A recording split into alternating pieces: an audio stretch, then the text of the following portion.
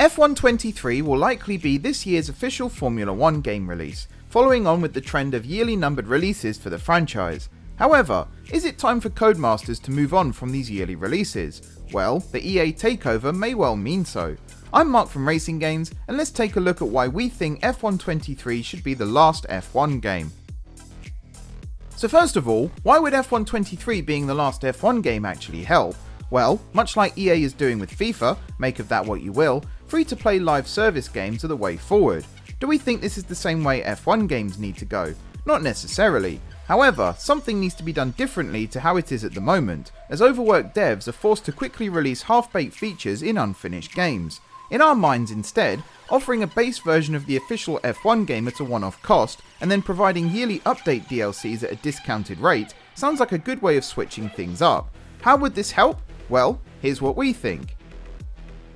Firstly, you could offer the same features, or more advanced ones, for longer. This could offer the dev team time to improve existing features or add new and exciting ones which would be fully fledged when they did arrive. F1 Live, for example, could offer drivers an opportunity to actually live out an F1 fantasy. Start in karting, choose which driver academy you'd sign with, make your way up through various F4 championships, into F3 and then F2 before making it to F1.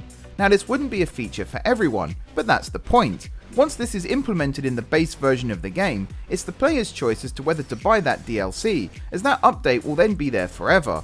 This means features will be more accessible for newcomers to a franchise, and for those that really fall in love with a particular thing in the game, they won't have to miss out on it in the following year's title. Nothing is more annoying than really enjoying a specific game mode only to find out it's been cut the following year.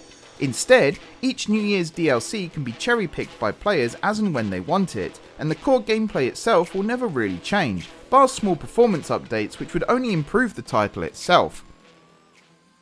Switching to a live service model could also allow the dev team to focus resources more on what they want to.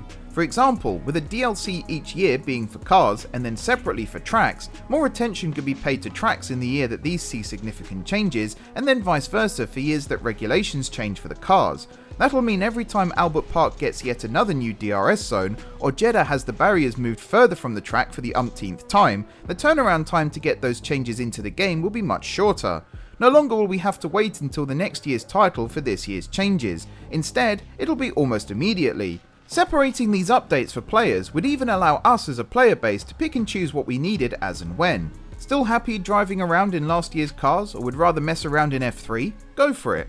Want to drive the Mercedes W13 around Spain before the chicane is removed? Sure, but don't blame us when we don't want to talk to you anymore.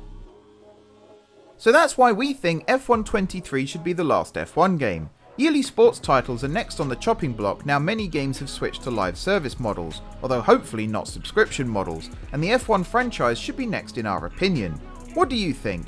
Let us know in the comments below, don't forget to subscribe. I've been Mark from RacingGames, and we'll catch you in another video here on the channel soon.